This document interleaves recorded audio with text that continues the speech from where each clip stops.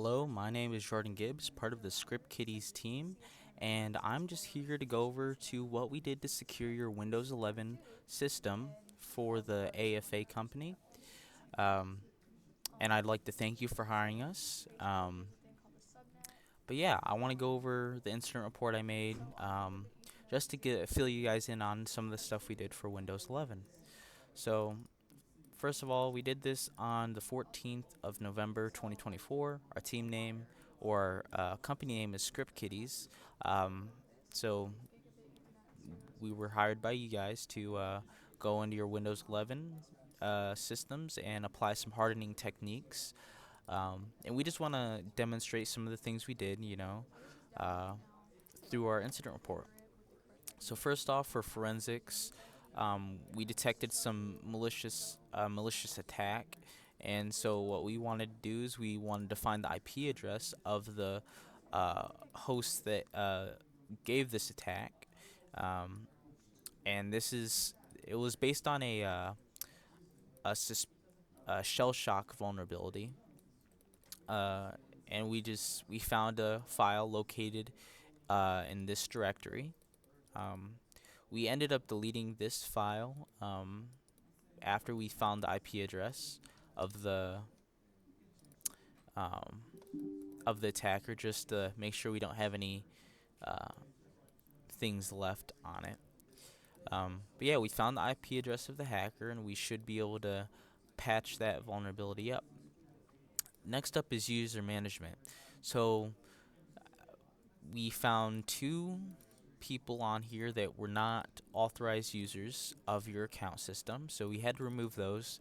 Um, we wanted to do that because removing these accounts reduce risk of unauthorized access. You wouldn't want these users getting into your system when they don't belong there. So what we did is we just went to the virtual machine. We just did a Windows I. We checked your account names. We went to family and other users, and we found a bunch of accounts here. Um, these aren't the same accounts. This is just a show of like how what we did, And what we did is we basically just went in here and we removed them like that. We also found some users that had unauthorized admin permissions, and for that we just changed the account type to from a or from an administrator to a standard user. Um, we did that again because it's a security measure to ensure that only the people that are admins are actually admins. And because like what if someone had an uh, admin permissions in the company and they used them for bad things. Also, we changed some insecure passwords for these two people, um, and we changed them to these because they are 14 characters long. They have one special character, one capitalized letter, and these are just standard uh, high level um, passwords, to make sure a system is secure. You wouldn't want to have a simple password. We saw that they had some simple passwords, so we wanted to make sure that they got their password changed. And to show this, I have those. And to show this, I have in my notes on how we did this. So if I just hold on for a second, um, giving a user a password. So right here in my notes, I have giving a user a password. All you gotta do is go into the control panel, click on a user, and just give them any password you want. Like for example, like let's go in here, Windows R, Control, user accounts, manage another account, and you would do this on an admin account.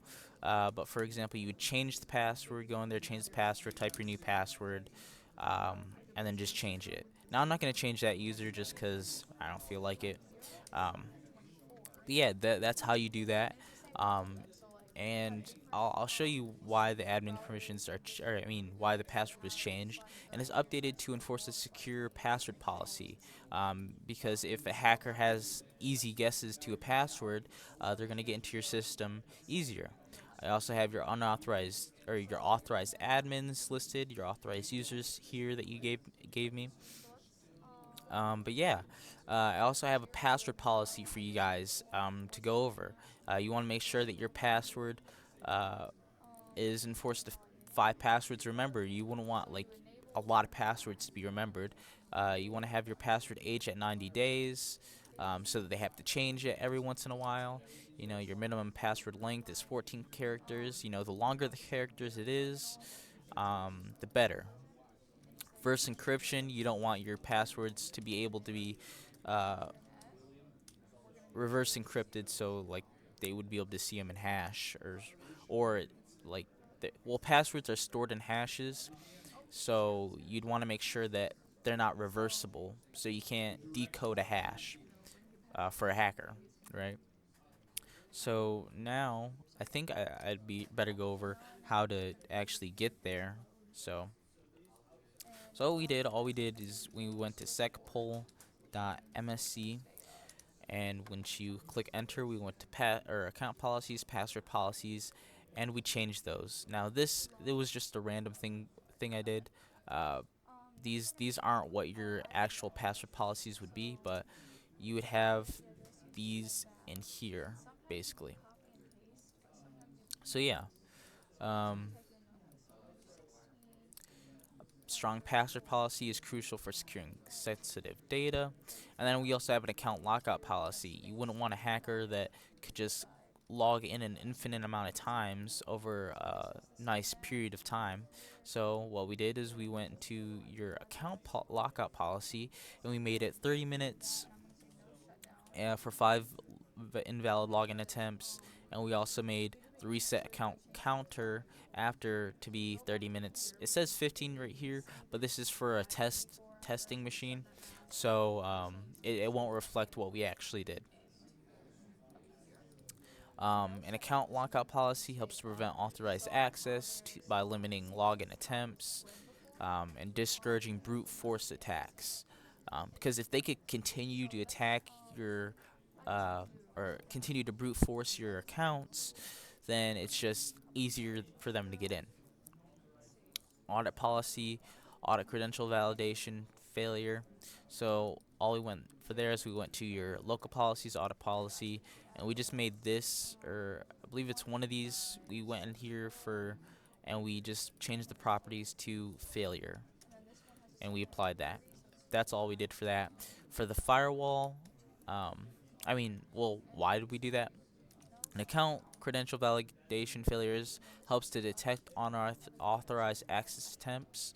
Um, so it just provides alerts to help maintain account integrity.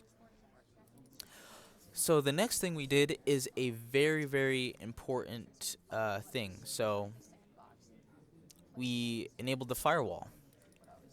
So all we had to do that is we went to, I believe it is updates and security. We did a window I.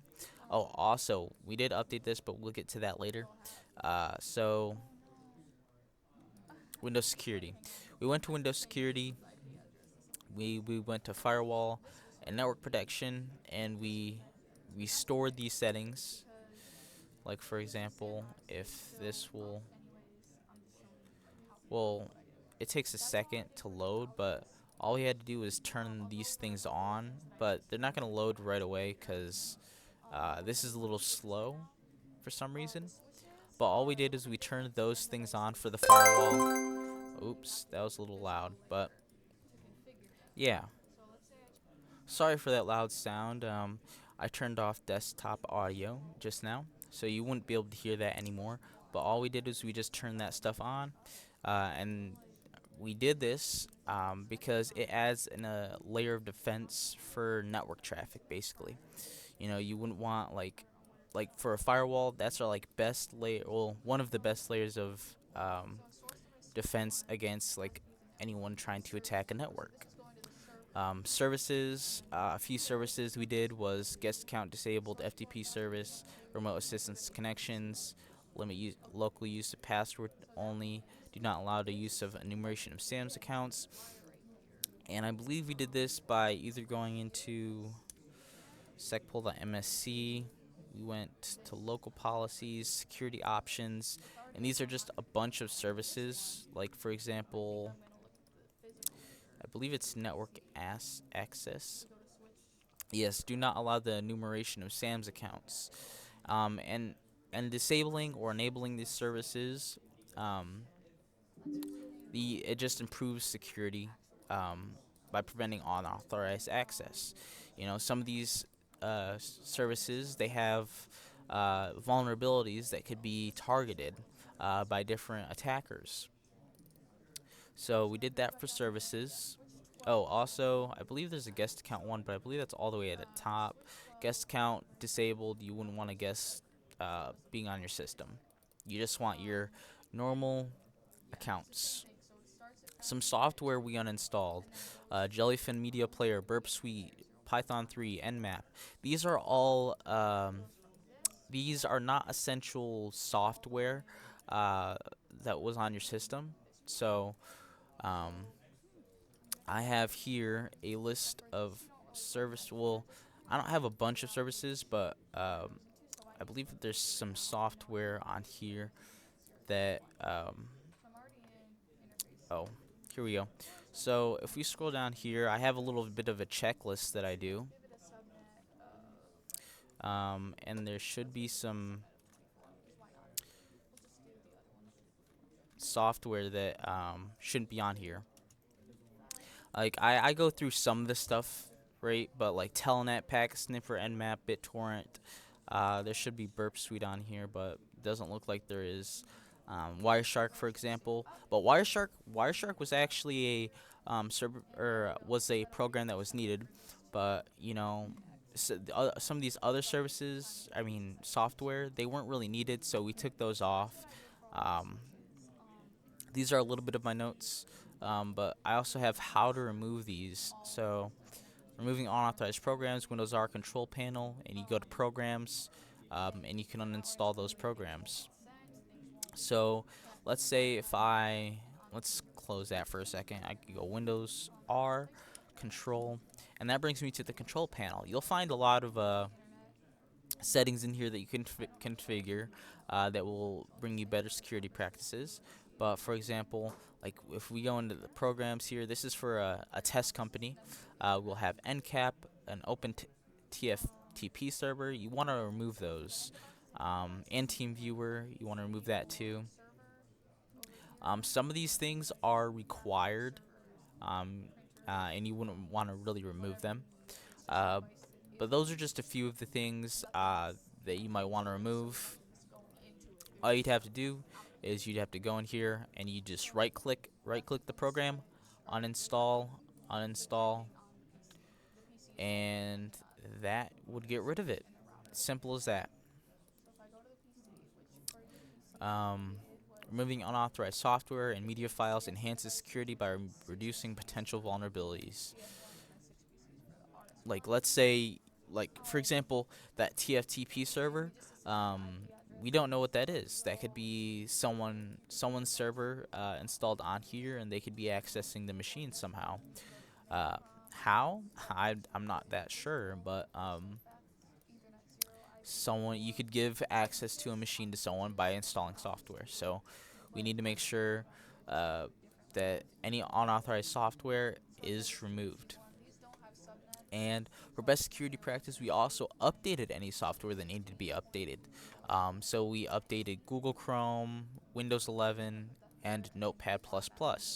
Now I don't have all of these software on this because this is a Windows 10 machine, but what we did is it's basically the same process for Google.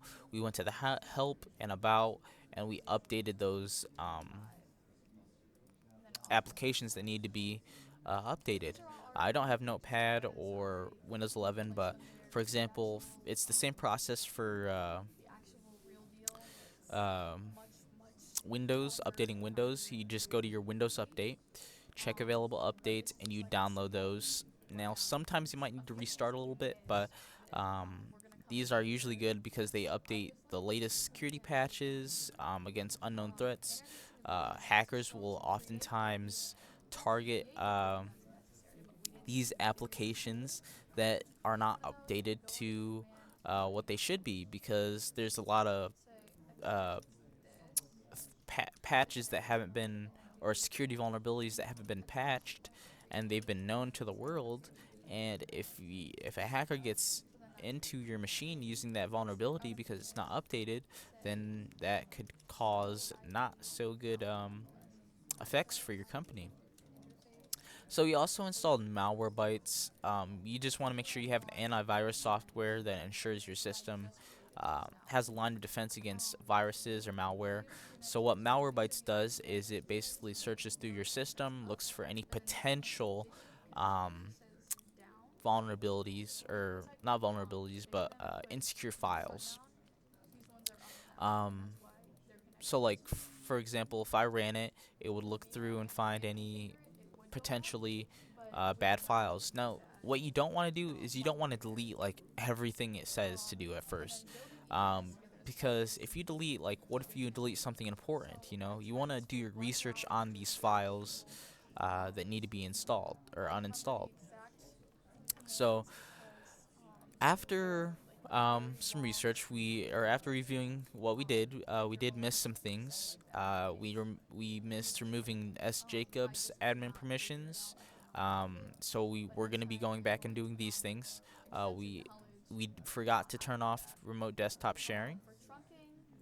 And removing his permissions, it limits admin privileges to reduce the risk of accidental malicious changes to the critical system settings. So it just minimalizes security risk. Remote desktop sharing, we turn that off. We need to go back and turn that off because it prevents unauthorized users to remote access to your computer. So, like, let's say someone from like Russia or something, they might be able to get access to this computer because remote desktop is turned on. So we want to turn that off.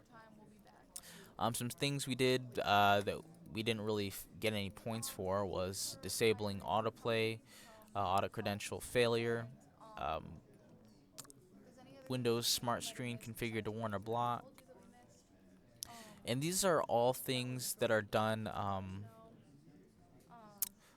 These things are done within the Windows components. So I believe if I do Windows R GP edit, oh, my bad, dot MSC. So we'll go in here and we'll go down to administrative templates, Windows components, and I believe it's Windows Smart Screen Explorer, and we want to configure it to warn or block.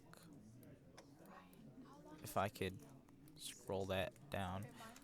Hold on, let's just right click on it, edit, enable, configure it to warn or block. That's what we do.